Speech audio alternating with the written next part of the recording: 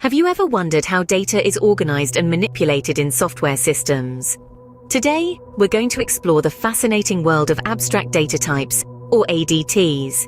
Imagine having a toolbox, but instead of hammers and wrenches, it's filled with data and operations. That's essentially what an ADT is, a mathematical model that provides a high-level description of data, independent of any specific implementation. ADTs encapsulate or bundle together data and operations into a single digestible entity. This abstraction allows programmers to focus on the bigger picture rather than getting lost in the weeds of low-level details.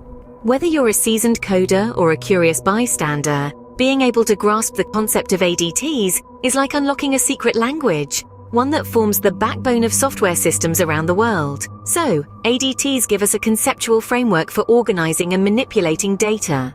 Stay tuned as we delve deeper into this crucial topic. What makes ADTs special, you might ask?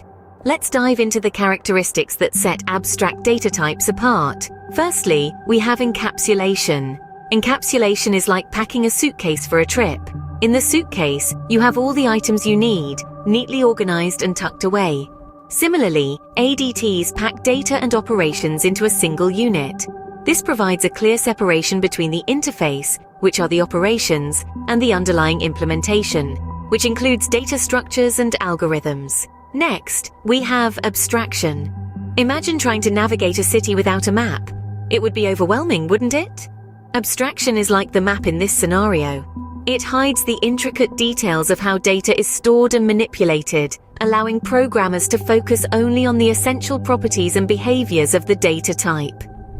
It's like viewing a city from a bird's-eye view, focusing only on the important landmarks.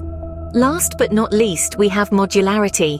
Think of modularity as the departments in a company. Each department specializes in a particular function, yet they all work together to drive the company forward. Similarly, ADTs promote modularity by organizing related data and operations into cohesive units. This makes it easier to manage and maintain complex software systems, much like how a company operates smoothly with different departments. These three characteristics, encapsulation, abstraction, and modularity, work together to create a powerful tool for organizing and manipulating data. Encapsulation ensures that the data and operations are neatly packed into one unit. Abstraction provides a high-level view, allowing programmers to focus on the essentials. And modularity organizes related data and operations, making complex systems easier to manage. So what makes ADTs special? It's their ability to encapsulate data and operations, abstract away low-level details, and promote modularity in software systems. These characteristics make ADTs a fundamental tool in programming.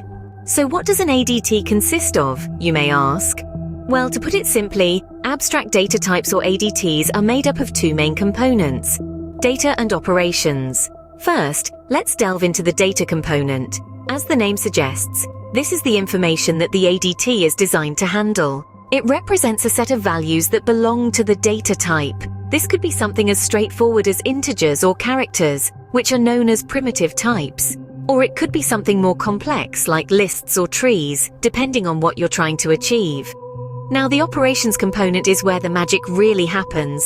This is where we specify the set of actions that can be performed on the data. Think of these as the various methods or functions that allow us to interact with our data. These operations can include creating new data, manipulating existing data, or querying data to retrieve specific information. Together, the data and operations components provide a clear and abstract interface for working with data. They allow us to focus on what we want to do, rather than getting bogged down in the nitty-gritty of how we're going to do it. But here's the catch. While the data and operations are defined, how they are implemented is not. This is what makes the data type abstract. The specifics of how the data is stored or how the operations are carried out are hidden away, leaving us with a clean, high-level interface to work with. And that's the beauty of ADTs. They encapsulate the complexity of data storage and manipulation, allowing us to focus on the problem at hand. They provide a sort of blueprint that we can use to design our programs without getting lost in the intricate details of implementation.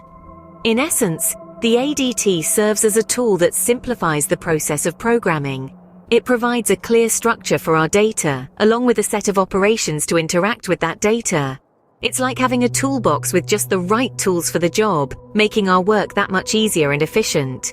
Data and operations, simple as that, form the core of any ADT. How about some real-world examples of ADTs? Let's kick things off with stack. This is an abstract data type that represents a collection of elements. Think of it like a stack of pancakes. You can add a new pancake to the top of the stack, or remove the top pancake to eat. In computer science lingo, these operations are known as push and pop. Next up, we have queue. Picture a line of people waiting for a bus. The first person in line gets on the bus first, and new arrivals join the end of the line. This is a classic example of first in, first out. In programming, we use the terms onQueue to add an element to the rear of the queue, and dequeue to remove and return the front element. Then there's list, an ADT that represents a collection of elements with operations such as insertion, deletion, traversal, and searching. Imagine a shopping list. You can add items to the list, remove items once they're in your cart, go through the list to see what's next, and search the list to find a specific item. And lastly, we have map or dictionary. This ADT represents a collection of key value pairs. Think of it like an English-Spanish dictionary. Each English word, the key, is associated with a Spanish translation, the value. You can add new word pairs, delete existing ones, or look up the translation for a specific word.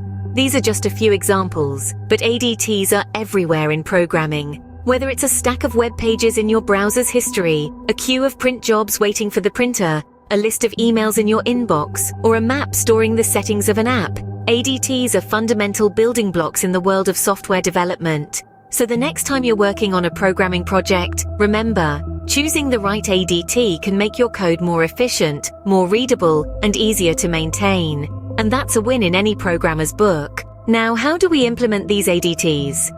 Well, the beauty of abstract data types lies in their flexibility. They can be implemented using various data structures and algorithms, depending on the needs of your program. Let's delve a little deeper into this. The cornerstone of an ADT is its data, and this data can be stored in a variety of ways.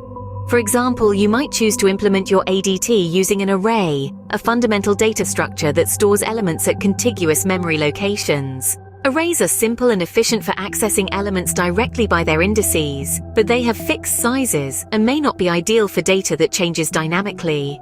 Alternatively, you might use a linked list, a dynamic data structure where each element points to the next, providing great flexibility in size. Linked lists, however, require more memory, and accessing elements is not as straightforward as in arrays.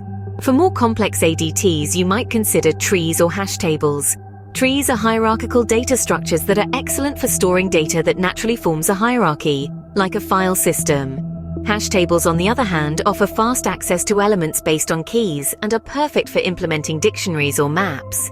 The choice of implementation is heavily influenced by factors like the performance requirements of your program, memory constraints, and ease of use. It's a balancing act. If your program needs to frequently access elements at random, an array might be the best choice. But if your data is constantly changing, a linked list or a tree could be more suitable. The operations of an ADT can also be implemented in a variety of ways, using different algorithms. These algorithms might handle tasks like searching for an element, sorting the data, or manipulating the data in some way. In conclusion, the implementation of ADTs is a flexible process. You have the freedom to choose the most suitable data structures and algorithms for your specific needs.